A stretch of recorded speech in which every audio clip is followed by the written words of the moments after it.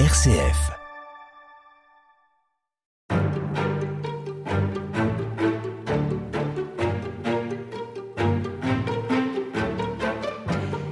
Mœurs décadentes, invasion barbare et division, voilà généralement les seules causes invoquées pour expliquer la chute de Rome, que l'on situe généralement en 476, date de l'abdication du dernier empereur de l'Empire romain d'Occident.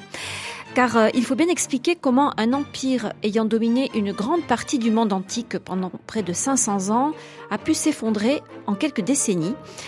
Eh bien, à en croire l'historien américain Kyle Harper, professeur à l'université d'Oklahoma aux USA, les explications sont à chercher aussi et surtout du côté du climat et des épidémies. La version française de son dernier livre paraît aux éditions de la Découverte. Elle s'intitule « Comment l'Empire romain s'est effondré ». Et vous avez préfacé cette version française, Benoît Rossignol, bonjour. Bonjour. Vous êtes maître de conférences en histoire, civilisation, archéologie et art des mondes anciens et médiévaux à l'université Paris 1, Panthéon-Sorbonne. Alors j'aimerais commencer par vous demander si la thèse de Kyle Harper est une véritable révolution dans l'interprétation des événements qui ont conduit à la chute de l'Empire romain. Pas totalement, au sens où ça n'est pas un coup de tonnerre dans un ciel complètement bleu. C'est la première synthèse, mais beaucoup des éléments qu'il mobilise sont dans la littérature scientifique depuis déjà quelques années, parfois un peu plus longtemps pour d'autres.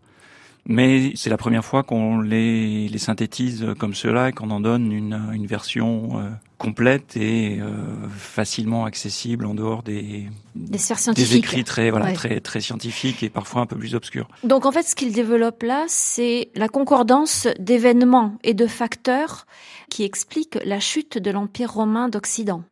Oui, qui sont des éléments extrêmement problématiques pour un empire qui épuise petit à petit ses capacités de résilience. Il n'y a pas un événement qui pousse et qui détruit, c'est un processus dans lequel des événements longtemps négligés, climatiques et épidémiologiques, ont joué leur rôle. Mais ça veut dire donc que les causes que je citais au tout début de cet entretien, à savoir les fameuses mœurs décadentes romaines et puis surtout les poussées des barbares, ne sont pas complètement écartées. Alors, les mœurs décadentes, c'est difficile à définir au sens où quand on pense à la décadence romaine, on imagine en fait des choses qui se situent quand l'Empire est à son apogée. C'est-à-dire on voit les orgies, on voit le pain et le cirque, etc. L'Empire qui s'effondre est beaucoup plus solide du point de vue de son rapport à certaines pratiques, au sens où on n'a plus les extravagances de certains empereurs qui, en fait, testent la fonction d'empereur. Les empereurs sont des gens qui connaissent le métier d'empereur parce que ça fait désormais des siècles qu'on le pratique. L'Empire s'est christianisé aussi et, en fait, une morale familiale, personnelle, corporelle assez sévère s'est imposée.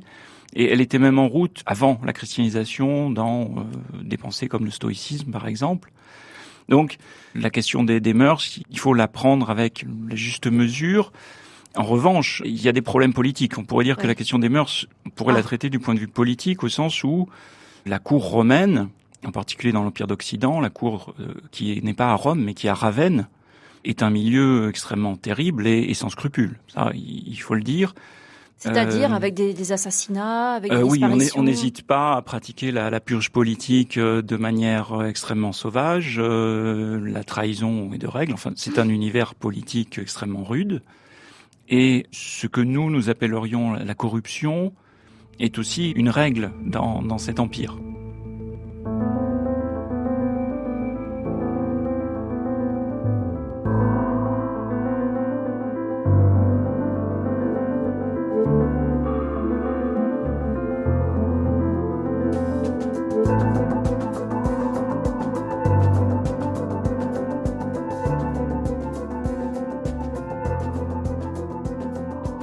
La suite de l'histoire. En ce qui concerne les invasions barbares, donc. Alors là, il y a une vraie menace au sens où il faut pour la remettre aussi dans sa bonne chronologie, son bon contexte. L'Empire a toujours eu à défendre ses frontières, mais les menaces sur les frontières changent à la fin du IVe siècle. Et au Ve siècle, très clairement, l'Empire perd les moyens de s'opposer à ses voisins. Et l'invasion donc constitue traditionnellement au 31 décembre 406 de la Gaule par les Vandales, les Alains, les Suèves, est un coup extrêmement dur et entraîne la perte progressive de territoire et l'affaiblissement de l'Empire. Donc on va voir que tous ces facteurs, articulés à ceux que Kyle Harper et puis vous-même défendez, du coup, à savoir les problèmes liés au climat et aux épidémies, vont expliquer cette lente, ou d'ailleurs, je ne sais pas, est-ce qu'on peut considérer que c'est lent ou que c'est finalement assez rapide, cet effondrement ? C'est par paliers. Il y a des étapes. Des étapes, effectivement. Il y a des moments aussi de résilience. Il ne faut pas imaginer un déclin continu où on se serait affaibli petit à petit. Il y a des moments où il y a des chocs brutaux, des récupérations mais qui sont jamais complètes, et puis des moments d'effondrement qu'on peut dater assez précisément et où ça peut aller très vite. Oui. Et on ne récupère pas derrière. Oui. Est-ce qu'il faut faire un distinguo entre l'Empire d'Orient et l'Empire d'Occident quand on parle de chute de l'Empire romain ? On dit traditionnellement que c'est l'Empire romain d'Occident qui s'effondre. Oui, l'Empire d'Orient a un destin qui se sépare petit à petit. À partir du règne de Théodose, on voit la séparation désormais actée dans le fait qu'il y a deux empereurs clairement séparés, désormais l'un à Ravenne, qui n'est plus à Rome, mais qui reste en Italie, et l'autre à Constantinople. Et puis ces destins se séparent de plus en plus, et malheureusement, finalement, ces empires sont parfois tentés de jouer l'un contre l'autre. L'Empire d'Orient est tenté de pousser les Huns sur son voisin d'Occident, et le voisin d'Occident avait tenté aussi d'envoyer les Goths sur son voisin d'Orient par moment. Donc ils ne se sont pas forcément aidés autant qu'ils l'auraient pu. Et l'Empire d'Orient a eu une résistance bien plus forte, a été capable de résister à ces troubles du 5e siècle. Reste que Kyle Harper va plus loin, il montre que les chocs du 6e siècle, en fait des années 530-550, affaiblissent considérablement cet empire d'Orient aussi. Il n'est quand même plus le même quand on est à la fin du 6e siècle.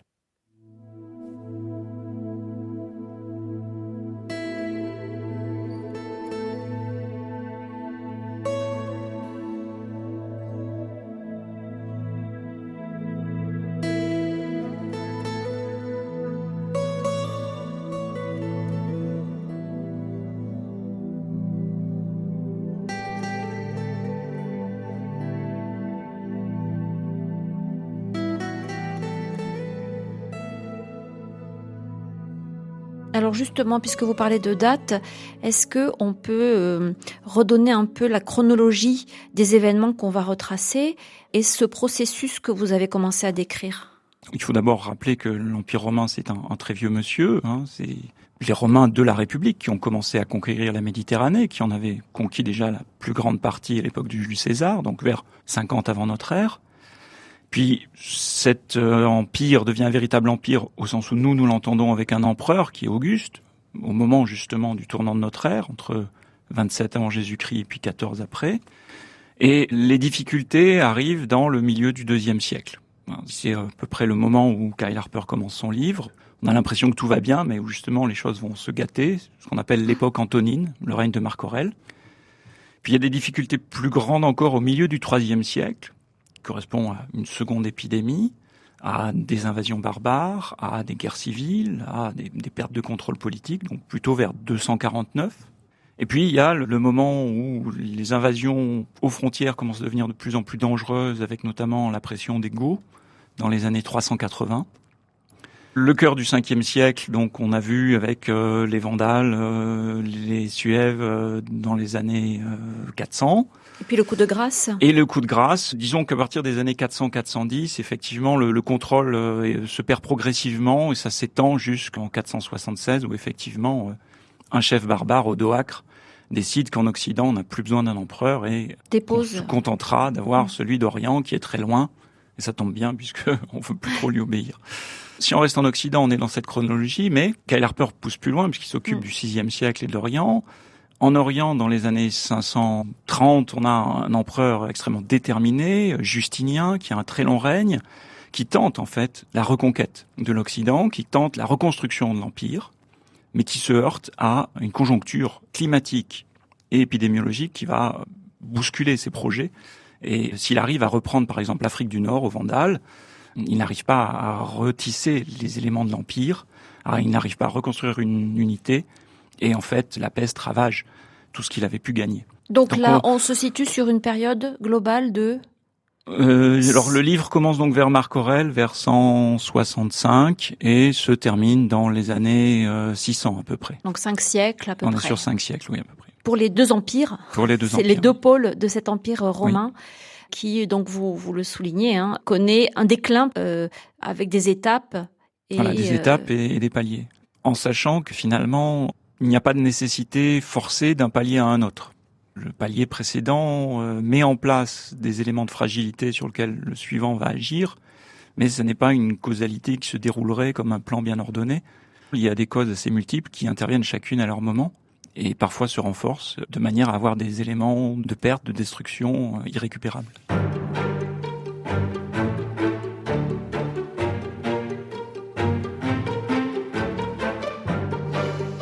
Benoît Rossignol, en 4e de couverture du livre de Kyle Harper, Comment l'Empire romain s'est effondré, on lit des chiffres assez marquants.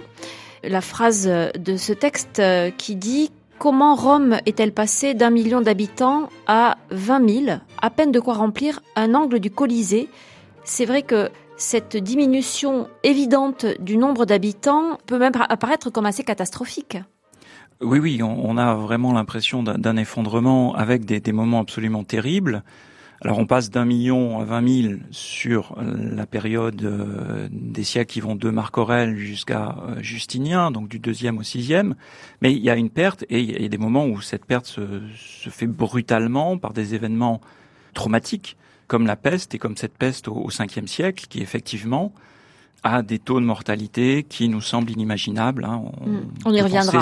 Voilà. Ce phénomène d'une population qui diminue dans des proportions incroyables, c'est pas très bon signe, de toute façon. Non, c'est aussi le signe que une complexité s'est perdue. C'est-à-dire, si on peut nourrir une ville d'1 million d'habitants sans avoir une agriculture avec les moyens dont nous disposons, motorisés, avec des engrais, c'est qu'il y a une machinerie impériale qui est capable d'aller chercher du blé en Égypte, qui est capable d'entretenir des flottes, suffisamment d'esclaves pour distribuer le blé, pour des fonctionnaires pour le compter, pour évaluer la plèbe de Rome. Et tout ça, évidemment, se perd.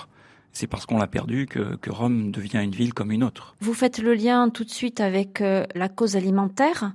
Et donc, est-ce qu'il faut pousser un peu plus loin et en venir à la question du climat ? Oui. Au sens où les agricultures prémodernes, avant le XVIIIe siècle, dépendent massivement, beaucoup plus qu'à notre époque. Elles dépendent encore, mais beaucoup plus auparavant des événements climatiques, des aléas climatiques, et puis de la structure même parfois du climat. Et des variations d'une année peuvent être rattrapées parce qu'on fait des stocks, on a des greniers. Mais si on a des variations qui deviennent durables ou qui se répètent sur un certain nombre d'années, tous les petits mécanismes pour faire face aux variations sont épuisés et la disette d'abord, puis la famine s'installe et c'est extrêmement coûteux pour les populations et les sociétés. Sur quel équilibre reposait l'alimentation de l'Empire romain et en particulier plus exactement les cultures, ce qui permettait de nourrir la population ? Alors, on repose avant tout sur les céréales, mais l'Empire est avant tout méditerranéen, donc il a aussi des capacités à mobiliser les autres éléments de ce qu'on appelle un peu la triade méditerranéenne, c'est-à-dire l'olive et le raisin, à travers l'huile d'olive et puis le vin. Ce sont surtout les céréales qui nourrissent les gens et qui effectivement sont très dépendantes d'une certaine stabilité climatique, c'est-à-dire une certaine chaleur, des précipitations ni trop ni trop peu, en sachant que la Méditerranée est évidemment, du point de vue climatique, quelque chose de très irrégulier. Les moyennes climatiques ont peu de sens en Méditerranée parce que chaque année peut être très très différente de la précédente, avec une très grande sécheresse ou au contraire des orages qui vont ravager les champs et les récoltes. Donc, l'Empire avait su trouver un équilibre en mettant un petit peu en connexion les différentes parties du bassin méditerranéen, notamment l'Égypte, connexion, c'est-à-dire par les voies maritimes, par les voies maritimes essentiellement, parce que c'est ce qui est le plus facile à l'époque pour transporter des grandes quantités de produits, donc des tonnes et des tonnes de blé pour nourrir le million d'habitants de Rome, et à travers le fait que ces parties de la Méditerranée sont dirigées pour l'Empire par les hauts dirigeants de l'Empire, et que l'Empire y prélève, au nom des impôts, des quantités assez considérables de céréales et d'argent pour nourrir à la fois son infrastructure et puis sa capitale.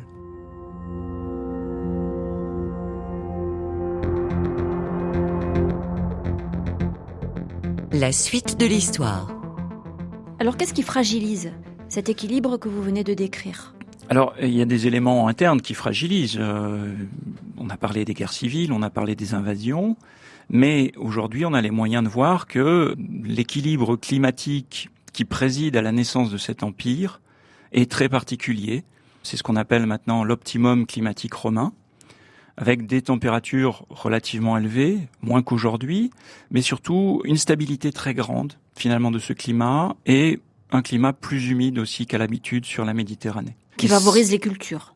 Exactement. Et qui permet aussi de voir venir peut-être un peu plus facilement devant soi. Et cet équilibre qui s'est mis en place peut-être vers le 2e siècle avant notre ère, c'est difficile à toujours à mettre un peu le curseur, semble-t-il, il trouve sa fin au milieu du 2e siècle de notre ère. Pour quelle raison ? Alors pour quelle raison ? Ça c'est une question encore difficile à expliquer, qui appartient aux climatologues. Il semble-t-il, c'est des raisons qui sont liées à l'évolution générale de la situation climatique de la planète. Vous savez qu'on est dans ce qu'on appelle l'Holocène, et il a une tendance à évoluer. Ce sont des évolutions de très très long terme, et semble-t-il, on est arrivé à la fin d'une de ces évolutions à ce moment-là.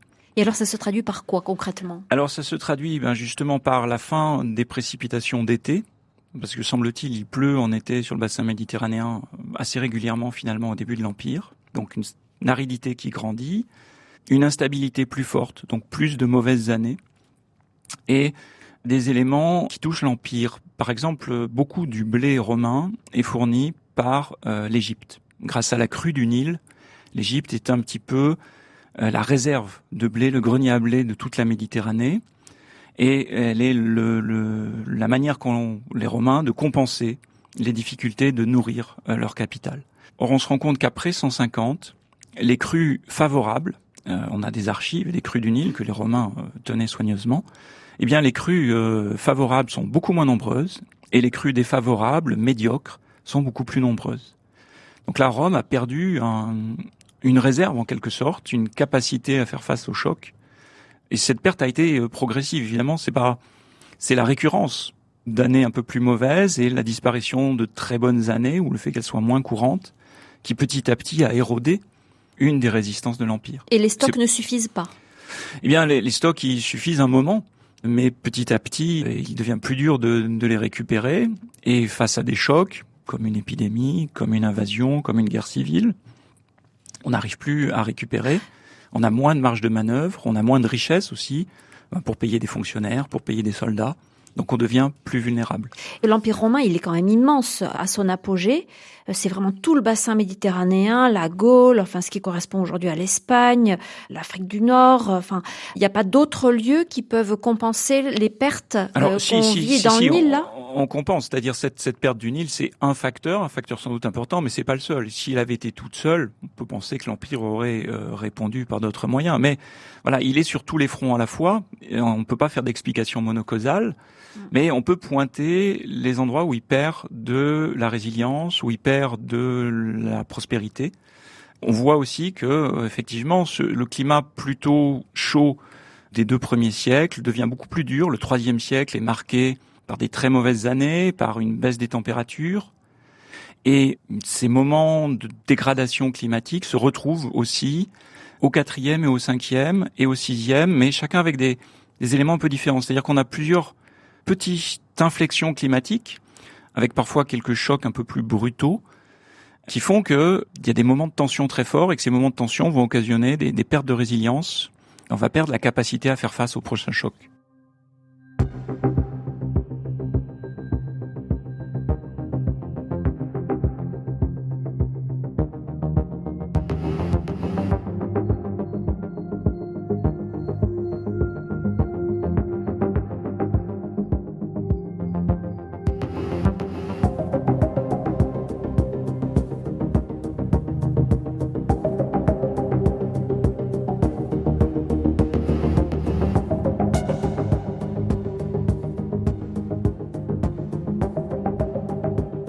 Est-ce que ça occasionne des famines, à proprement parler ? Par moments, si, mais ça reste exceptionnel. Mais clairement, à l'époque de Marc Aurèle, on a des années de famine durable et grave, qu'on connaît bien parce qu'on a un témoin exceptionnel, c'est le médecin Galien. Dans tout l'Empire ? Alors, dans tout l'Empire, non, mais dans de nombreuses parties de l'Empire, dans beaucoup plus de parties de l'Empire que d'habitude. Et ce sont des famines un peu plus durables que d'habitude. On a aussi des témoignages de famines nombreuses dans les années 380. Et là, alors, Kyle Harper pose bien les problèmes. Il dit bien qu'il est toujours difficile de savoir si dans nos sources on a affaire à une famine ponctuelle ordinaire ou à un espèce de groupement de famines qui montre qu'on a un événement beaucoup plus extraordinaire qui va éroder réellement les capacités de récupération. Et puis, le choc final, ce sont entre les années 535 et 550, ce que maintenant les climatologues appellent le Little Ice Age of Late Antiquity, le petit âge glaciaire de la fin de l'Antiquité tardive, où là, on a un événement climatique qui se répartit en deux moments, 535 à peu près, puis 540. Ce sont deux éruptions volcaniques qui entraînent une baisse des températures à l'échelle du globe et qui occasionnent vraiment 2 décennies de très très mauvaises années. 2 décennies absolument rigoureuses, peut-être les 2 décennies les plus froides des 2000 dernières années. Et donc tout ça fragilise l'Empire romain, d'Occident en particulier, et contribue à ce qui va aboutir à sa chute. Oui, au sens où il y a aussi des changements climatiques que Kyle Harper met en évidence, qui touchent d'autres régions que l'Empire, mais qui ont des échos. Par exemple, les Huns, semble-t-il, se déplacent en direction de l'Empire romain parce que, chez eux, c'est la sécheresse dans les années 350. Donc ils vont chercher des pâturages un peu plus à l'ouest, et à l'ouest, il y a l'Empire. Et donc ça occasionne des guerres ? Des guerres, des invasions, et la guerre elle-même met le système politique de l'Empire à rude épreuve. Il se divise. La légitimité de l'empereur, évidemment, est toujours fragile s'il n'arrive pas à emporter la victoire. Donc on voit comment les facteurs peuvent s'encourager l'un l'autre. Ils se complètent en quelque sorte. Et se complètent, exactement.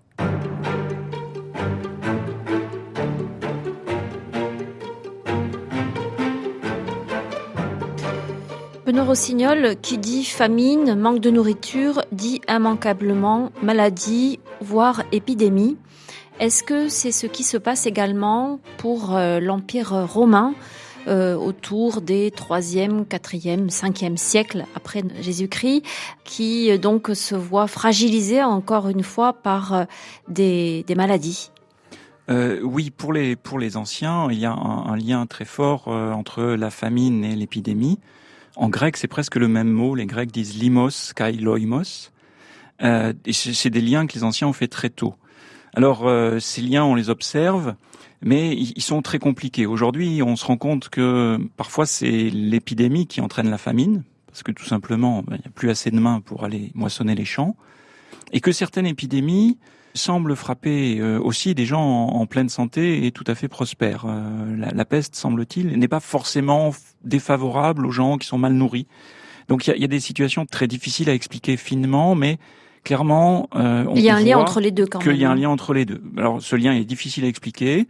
Il n'est pas forcément tout le temps le même, mais il y a un lien et les anciens l'avaient constaté. Et on voit très clairement que des épisodes épidémiques graves constituent des chocs terribles pour l'Empire. Alors, quelles sont les sources qui nous permettent de parler de ces épidémies graves qui déciment une partie de la population ? Alors, les sources, elles varient selon les épidémies. On va dire qu'il y a 3 grands épisodes. L'épisode de la peste antonine sous Marc Aurèle au IIe siècle, la peste de Cyprien au IIIe siècle, et puis la peste de Justinien au VIe. Les sources sont d'abord des sources littéraires. Par exemple, pour la peste antonine, on a le médecin Galien, donc le plus grand médecin de l'Antiquité, qui peut observer la maladie, nous la décrire, ce qui nous permet d'imaginer avec pas mal de probabilité que c'est la variole. Pour la seconde, vers 250, eh bien, on a Cyprien, qui est un évêque chrétien en Afrique du Nord, qui est un témoin aussi, de bonne qualité. Et puis, au VIe siècle, on a d'autres écrivains comme l'historien Procope. Donc vous parlez de peste et de variole. Alors voilà, le mot peste dans l'Antiquité n'a pas le sens précis que nous avons pour lui aujourd'hui, qu'il la rapporte à un microbe bien précis, la bactérie Yersinia pestis. Donc, quand les anciens utilisent un mot comme loès ou pestis ou loimos, Ils décrivent en fait toute épidémie de grande ampleur, extrêmement mortelle. Et nous, effectivement, il nous faut retrouver le microbe derrière l'épidémie pour essayer de mieux la comprendre. Et c'est là où d'autres sources apparaissent, et notamment l'analyse donc des sépultures, des os et des dents, pour retrouver l'ADN microbien. Et c'est ce qui a été fait donc. Alors cela a été fait, mais uniquement pour la dernière des épidémies. Pour l'épidémie du VIe siècle, désormais, on est effectivement sûr qu'il s'agit bien de notre peste à nous, de Yersinia pestis. On peut séquencer le génome de la bactérie, donc regarder si elle est différente ou pas de la peste de notre époque, parce qu'elle est toujours là. Et on se rend compte que justement, elle est un petit peu différente, mais que c'est bien la même famille, c'est bien la même bactérie. Et elle est aussi létale. Alors peut-être plus. Oui. Ça reste difficile à juger. Et elle est transmise essentiellement par la puce du rat.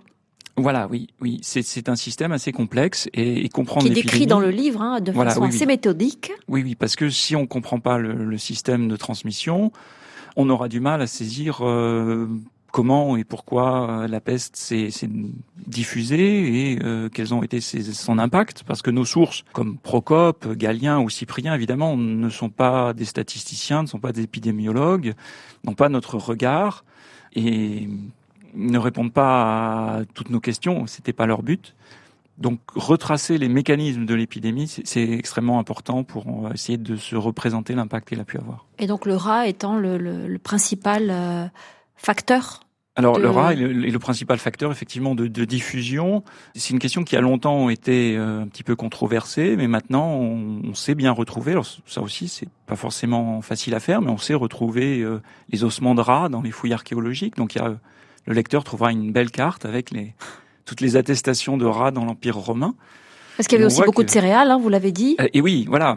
Et qu'il aime beaucoup ça. Si on fait des greniers à céréales partout, on va faire un empire qui favorise les rats aussi. Et c'est les moments où le livre est d'une ironie absolument terrible, parce qu'on voit que la puissance romaine, en quelque sorte, installe des éléments qui vont lui coûter extrêmement cher plus tard. Donc, il y a cette épidémie de peste, vous avez parlé de la variole, plus tôt. Alors, à l'époque de Marc Aurèle, semble-t-il, c'est la variole, mais il nous manque, justement, actuellement, des confirmations qui seraient d'ordre scientifique. C'est uniquement sur la foi de la description de Galien. Donc, il y a toujours une certaine incertitude, mais cette description, semble-t-il, correspond bien à ce que nous appelons la variole. Reste à savoir si d'autres maladies ne peuvent pas donner des symptômes semblables, des maladies qui auraient pu disparaître. Et puis, est-ce que la variole de l'époque des Romains était la même que la nôtre ? Seules des analyses génétiques pourraient le dire. Il est également question dans le livre du paludisme, la malaria. Oui, c'est-à-dire que les Romains ne meurent pas qu'à l'occasion des grandes épidémies. La situation sanitaire de l'Empire, si nous étions des touristes projetés dans cet Empire romain, nous la trouverions absolument horrible. Il n'y a pas d'hygiène. Malgré la présence des bains et des latrines, on n'a aucune conscience qu'il faut se laver les mains ou qu'il faut faire attention à la conservation des aliments. Ou aux moustiques. Et aux moustiques. Alors, on saisit bien qu'il y a parfois un lien entre les marées et certaines maladies, entre certaines fièvres et certaines conditions écologiques. Mais on n'a pas vraiment les moyens de lutter contre. Et donc, les populations qui sont soumises aux chocs épidémiques brutaux dont on vient de parler sont dans une situation sanitaire et épidémiologique qui épuise les résistances. On pourrait aussi parler de la tuberculose, par exemple.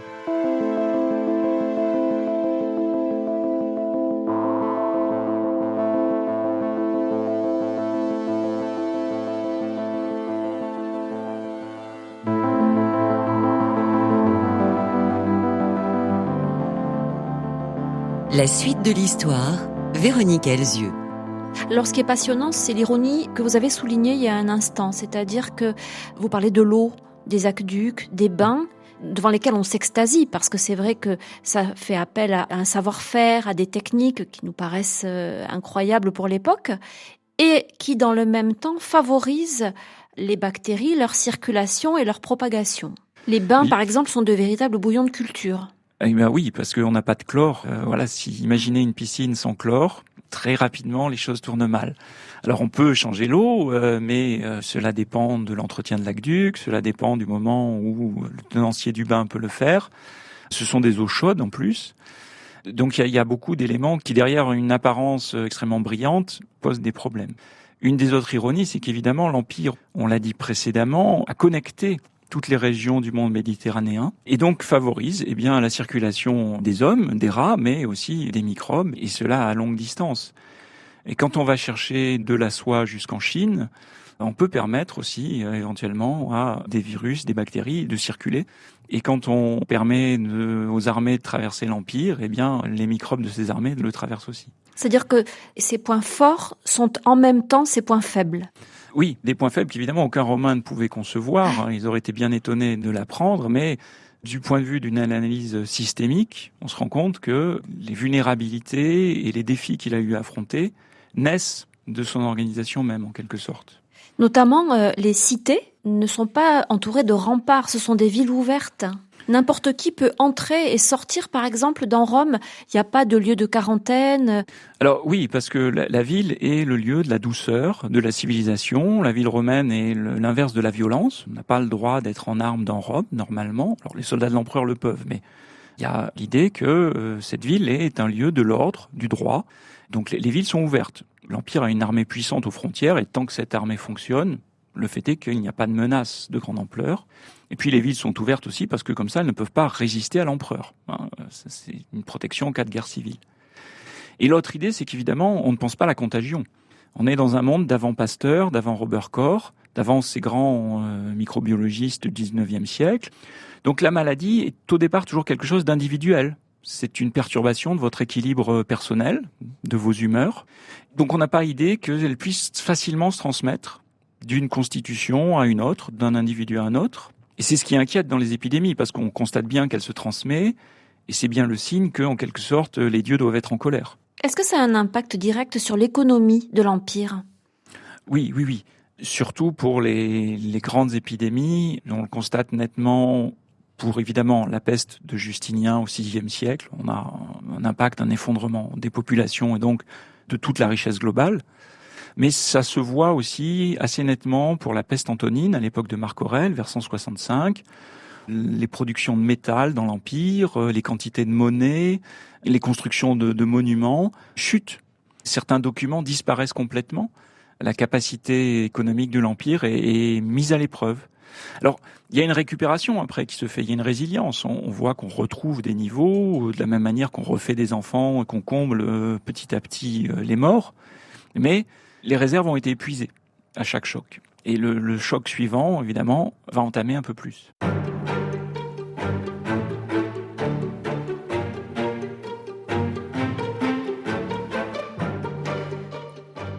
Dans cette période que nous évoquons avec vous, Benoît Rossignol, et qui porte donc sur ces années où l'Empire romain se voit affaibli au point de finalement s'effondrer, un élément important apparaît, c'est l'émergence du christianisme.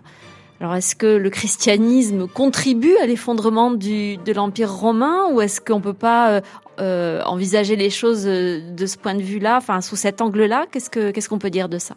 Alors cette idée d'une contribution du christianisme à la fin de l'Empire, c'était un petit peu, en caricaturant, la grande idée de Gibbon, l'historien anglais, qui le premier a donné une grande synthèse un petit peu moderne et qui en même temps invente un peu l'histoire comme on l'a fait encore un petit peu aujourd'hui au XVIIIe siècle. C'est dans la lignée des Lumières, de l'encyclopédie, d'un esprit un petit peu voltairien. Je dirais pas les choses de la même manière aujourd'hui. Je pense pas qu'on puisse dire que le christianisme entraîne la chute de l'Empire. Pourtant, c'est un événement essentiel. C'est un événement essentiel, important, et je dirais peut-être, mais c'est un avis personnel, que le christianisme fait que la disparition de l'Empire est peut-être vue comme moins inquiétante. C'est ce que dit en tout cas saint Augustin. Pourquoi ? Il dit que, c'est pas l'Empire qui compte. Ce qui compte, c'est le salut des âmes. Le royaume de Dieu. Voilà, exactement, la cité céleste. Des chutes d'empire, des chutes de royaume, saint Augustin, il y en a toujours eu. Alors celle-ci, elle nous touche particulièrement parce que nous sommes romains. Il écrit à l'époque du sac de Rome en 410. Mais il dit bien que pour lui, ça n'est pas ce qui compte. Et effectivement, l'unité politique disparaît, mais un autre modèle d'unité est apparu, l'unité religieuse, une unité construite avec une église, avec l'adhésion à une foi. Alors, pas partagée, parce qu'il y a des discussions, il y a des hérésies, mais il y a peut-être aussi un nouveau modèle d'unité qui est apparu. Alors, tout ça, évidemment, ça reste très spéculatif, mais il est certain que c'est un élément fondamental de la transformation du monde antique que cette conversion de l'Empire et ce passage à un univers religieux très différent. Mais comment les chrétiens, eux, voient-ils les événements que vous avez évoqués jusqu'à présent, notamment ces bouleversements climatiques, ces épidémies qui frappent les populations de l'Empire? Est-ce qu'ils les interprètent? Alors l'interprétation, elle varie selon les époques. Je dirais que les chrétiens de l'époque de Marc Aurèle n'ont pas tout à fait les mêmes positions que ceux du IIIe siècle ou que ceux de l'époque de Justinien. Et tous les chrétiens n'ont pas non plus la même interprétation. Mais Kyle Harper met en évidence quand même le fait que justement un certain mode de pensée un petit peu apocalyptique, l'idée que il faut accepter que la fin des temps puisse être proche, a pu résonner avec des événements particulièrement graves. Et qu'en un sens, la peste de Cyprien, l'arrivée de la peste en 250, a pu donner l'impression à des gens comme Cyprien qu'ils étaient effectivement dans le droit chemin et que la puissance divine n'était pas avec l'Empire. Est-ce que ces sortes de fléaux, finalement, qui frappent l'Empire, si on prend les choses dans le sens inverse, contribuent à renforcer les communautés chrétiennes naissantes, les toutes premières? Alors ça, c'est une question difficile. Harper la soulève. Alors il faut être très prudent parce qu'on est évidemment dans des éléments où il est très difficile de trouver des liens, des causalités. Il fait remarquer une chose qu'on sait finalement depuis assez peu de temps, un peu plus clairement, c'est que le christianisme ne s'est pas développé d'une manière linéaire et régulière. C'est-à-dire que jusque dans les années 200, on voit très très peu de chrétiens, ils sont une petite minorité et un petit peu partout dans l'Empire, mais qui reste vraiment très petite. Par contre, dans les années 300, ils sont beaucoup plus visibles. On a l'impression que y a une accélération qui se fait dans la seconde moitié du IIIe siècle. Qu'est-ce qui s'est passé entre les deux, du point de vue de l'histoire de l'Empire romain? Il y a eu des persécutions un peu généralisées à l'époque de Dèce, et puis une période de paix assez longue pour l'Empire, ce qu'on appelle la petite paix de l'Église, entre l'Empire et les chrétiens, justement. On a plusieurs décennies sans persécution. Et on a aussi, justement, cette grande épidémie des années 250. Et l'idée d'Harper, c'est que finalement, certains éléments des communautés chrétiennes, notamment la capacité d'avoir une certaine solidarité, de prendre soin, ont pu jouer un rôle, ne serait-ce que parce que si on s'occupe des malades et des pauvres et qu'on hydrate tout simplement un malade, on peut changer ses chances de guérir. Alors, évidemment, il prétend pas que c'est ça qui explique que les chrétiens auraient plus survécu, par exemple. C'est évidemment beaucoup plus complexe que ça, mais les éléments spécifiques de la communauté chrétienne ont pu se trouver favorisés dans cette seconde moitié du IIIe siècle, en même temps que le christianisme s'est trouvé exposé aux yeux de tous par une persécution qui est devenue plus générale à l'époque de l'empereur Dèce, vers 250. Dans le livre, Kyle Harper prend une image assez frappante. Il compare cet empire en train de sombrer et ses habitants aux passagers du Titanic qui peut être trinqué au champagne quelques heures avant que le navire ne coule.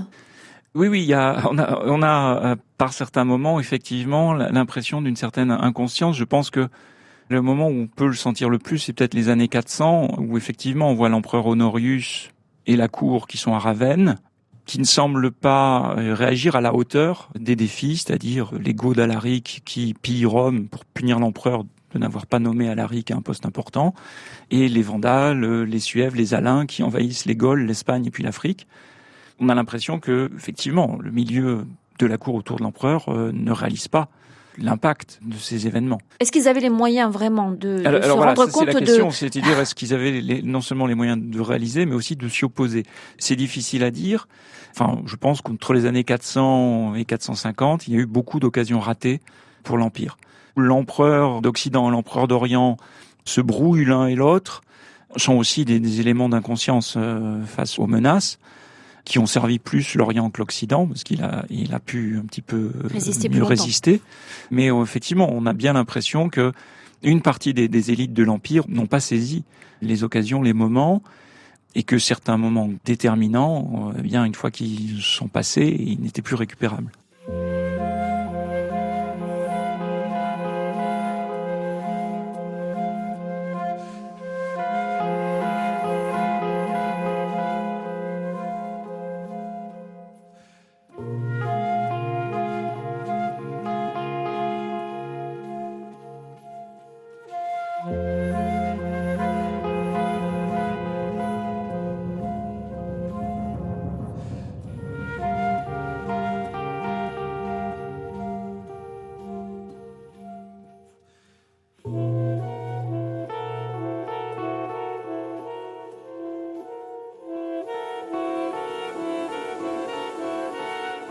Est-ce qu'on peut parler de géopolitique à cette période-là ? Oui, au sens où effectivement il y a tout un ensemble d'acteurs et qui sont dépendants bien de leurs forces et aussi des territoires qu'ils peuvent occuper. Et quand on est dans les années 400, certaines données de la maîtrise des frontières, de l'installation des peuples barbares sur l'Empire font que les défis changent, et notamment l'incapacité de cette armée au Ve siècle à reprendre la main, faire partir les envahisseurs vandales, par exemple, de leur reprendre l'Afrique du Nord une fois qu'ils y sont installés, montre bien que la maîtrise justement de la géopolitique échappe désormais aux forces de l'Empire. Donc c'est une géopolitique qui ne se vit pas dans les bureaux feutrés de Bruxelles, mais sur les champs de bataille, là. Oui, en grande partie sur les champs de bataille et puis sur la diplomatie aussi. Il y a quand même de la diplomatie ? Il y a beaucoup de diplomatie, oui. Et il y a même un empire inventif, au sens où il essaye de trouver des éléments, c'est-à-dire que il faut pas voir les barbares uniquement comme des menaces. Il y a beaucoup de barbares qui sont au service de l'Empire, qui sont dans l'armée impériale. Et quand on regarde de près certains éléments, comme l'installation des Visigoths en Aquitaine, ce sont aussi des alliances entre des chefs barbares, des armées et l'empereur. Qui tiennent un certain temps.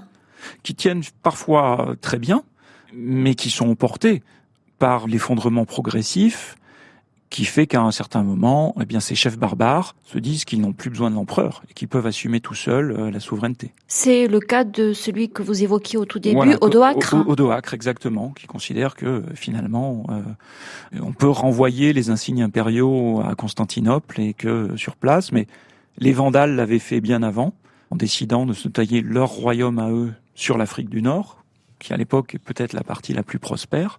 Et puis, bien, on a les Visigoths, les Burgondes, les Francs aussi dans le nord de la France. Ce sont des gens, chacun un peu à sa manière, qui vont petit à petit s'autonomiser par rapport à ce pouvoir romain. Qui, pour qu'on en arrive là, est déjà très très largement fragilisé, quoi. Oui, semble-t-il, la rupture apparaît à la fin du IVe siècle. Il y a une grande défaite romaine face aux Goths en 378 à Andrinople, qui semble-t-il a désorganisé fortement l'armée romaine. Et on s'appuie donc sur des armées qu'on confie à des chefs qui sont un peu des condottières et qui peuvent s'appuyer sur des peuples barbares, mais qui peuvent aussi décider de jouer leur propre jeu. Tout ça sur fond, donc on l'a dit, de famine par moment, en tout cas de mauvaise culture, ou d'épidémie. Alors, ce fond n'est pas forcément concomitant. Les problèmes militaires du 5e siècle arrivent avec des moments où, effectivement, le climat peut être parfois rude, mais on voit que quand Justinien, par exemple, arrive à remettre en place une reconquête militaire de l'Italie et de l'Afrique du Nord, là, la dégradation climatique et puis l'arrivée de la peste limite complètement ses capacités à reconstruire un empire.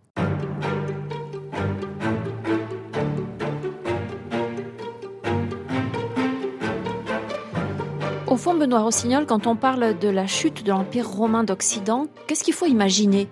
Est-ce que ça veut dire que Rome, du jour au lendemain, se retrouve ravagée, livrée au pillage, à feu et à sang ? Ou bien les choses se font pas du tout de cette façon-là ? Alors, les choses sont... Il y a un déclin, évidemment, puisque quand on est à la fin du VIe siècle, Rome n'a plus que quelques milliers d'habitants, alors qu'elle en comptait, on l'a dit précédemment, 1 million au début de l'Empire. Mais ce n'est pas une dégradation continue. Il y a des épisodes violents, par exemple en 410, le sac de Rome par les troupes d'Alaric.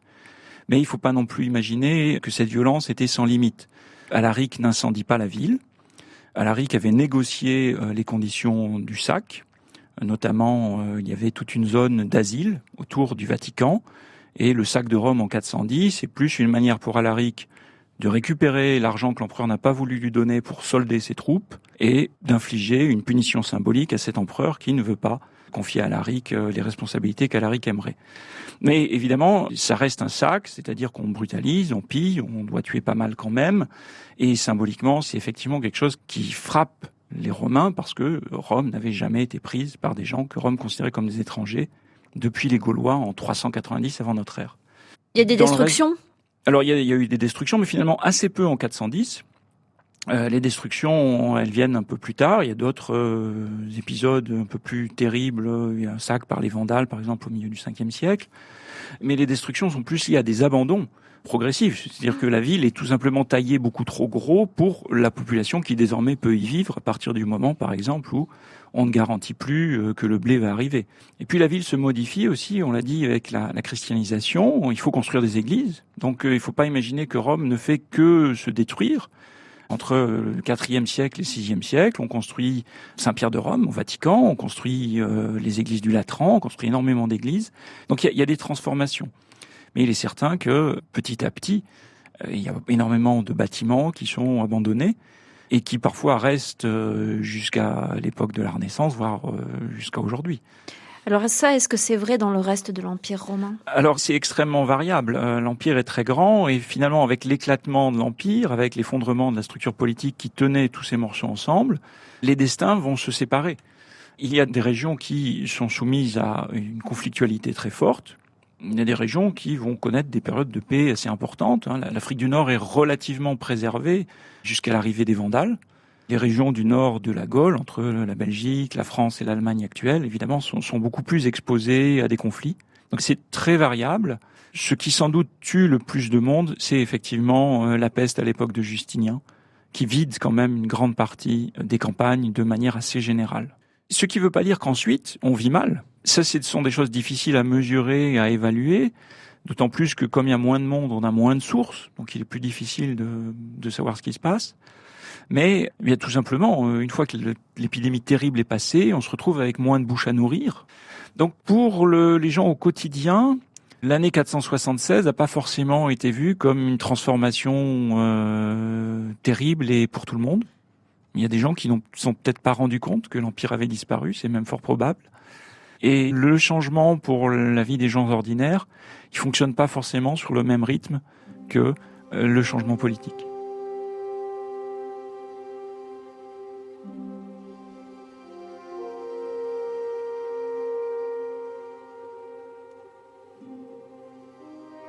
La suite de l'histoire. Pourtant, c'est la date qui est traditionnellement retenue comme étant celle où s'achève l'Antiquité et où commence le Moyen-Âge.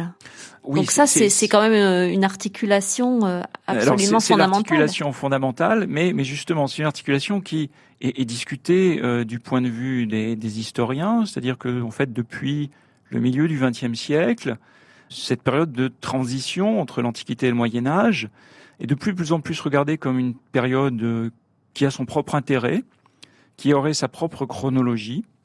Et justement, la transition, elle prend peut-être un peu plus de temps que 476.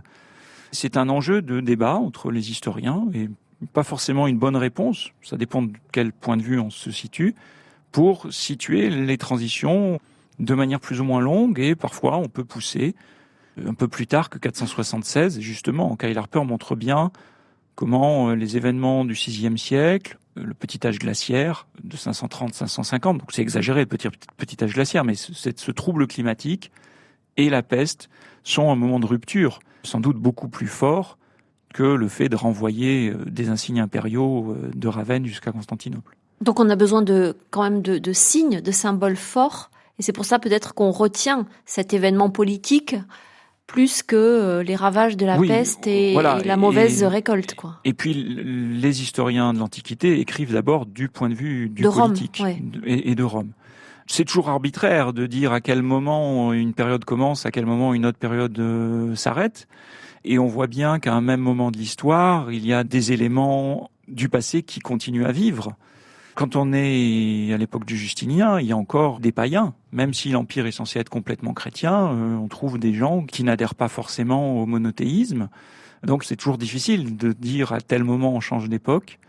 Et d'autant plus dans ces moments où effectivement une grande partie de la population est plus préoccupée de savoir ce qu'elle mangera la saison prochaine que de savoir qui finalement va prélever les impôts, est-ce que c'est un empereur ou un roi barbare. Tout le monde s'accorde quand même à dire qu'il se passe là une période charnière.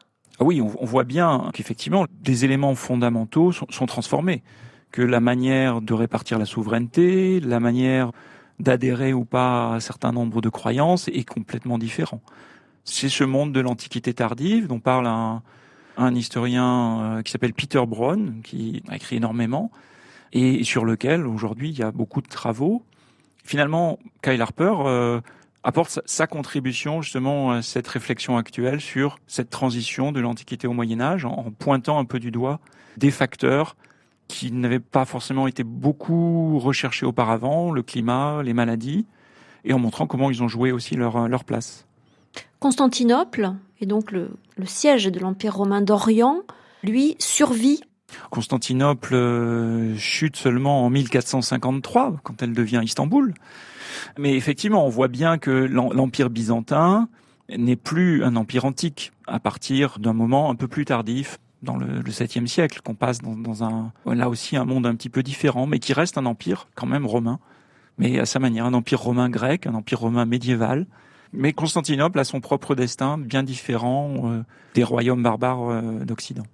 En tout cas, ce processus qu'on a évoqué au cours de ces entretiens, Benoît Rossignol, est très intéressant dans la mesure où il nous oblige à revoir et à prendre bien en compte le fait que dans la plupart de ce type de phénomène, les choses sont multifactorielles.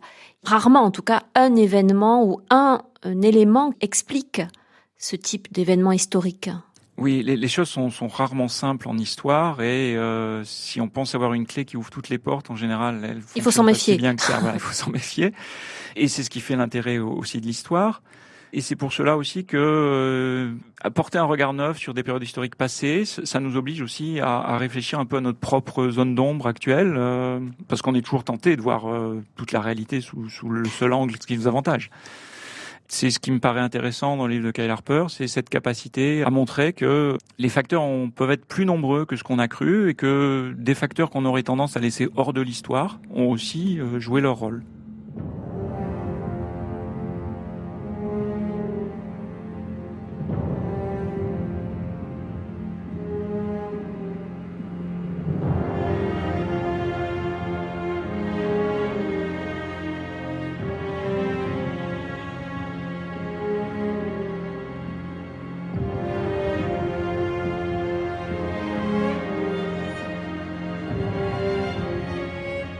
Qu'est-ce que vous répondez à ceux qui voient un parallèle possible entre cette période que nous venons de décrire et celle que nous vivons aujourd'hui? Une sorte de période postmoderne qui serait elle aussi en pleine décadence et en but à des oppositions, à des agressions, disons, qui pourraient la conduire à sa perte? Alors, moi, en tant qu'historien professionnel, je suis plus porté à voir les différences entre les périodes. Parce que justement, je cherche plus ce qui est propre aux Romains que ce qui les rapproche de nous. Parce que si on se projette dans le passé, on a plus de chances de se tromper sur celui-là. Donc, il y a des différences. Après, je pense que c'est très dur de trouver des leçons dans la chute de l'Empire romain pour notre propre monde. Parce qu'on n'est plus du tout dans le même monde. Nous sommes dans un monde industrialisé. Un monde où la technologie nous donne des moyens extrêmement différents. Je dirais qu'on n'est plus dans le même univers de pensée non plus. Après, je ne dis pas qu'il faut pas les faire, je dis pas qu'il faut pas aussi, parce que l'esprit humain fonctionne comme ça, on fonctionne par analogie, par comparaison, et que ça peut avoir au moins le mérite de nous forcer à réfléchir sur notre propre époque. Mais finalement, c'est pas le discours de l'historien. L'historien, il est là pour dire un petit peu ce qu'on peut comprendre de ce qui s'est passé, les comparaisons, les leçons ou les intérêts qu'on peut en tirer, c'est un peu plus personnel. Mais je pense que un des points que pointe Kyle Harper, le fait qu'une société a du mal à mesurer son rapport à son propre milieu écologique, que ce soit le climat, que ce soit les microbes, ça peut être une question importante pour nous aujourd'hui, aussi à prendre en compte. Un très grand merci, Benoît Rossignol, d'être venu nous parler de la chute de l'Empire romain, vu sous l'angle, donc, vous l'avez dit, de la question climatique et des épidémies essentiellement. Vous avez préfacé le livre de cet historien américain qui s'appelle Kyle Harper et qui s'intitule « Comment l'Empire romain s'est effondré ». C'est un livre qui est paru aux éditions de la Découverte. Et je rappelle que vous êtes donc maître de conférences en histoire, civilisation, archéologie et art des mondes anciens et médiévaux. Vous travaillez à l'Université Paris 1, Panthéon-Sorbonne. Encore un très grand merci à vous. Merci à vous. Et merci à Pierre Samanos et à Antoine Picot qui était à la technique.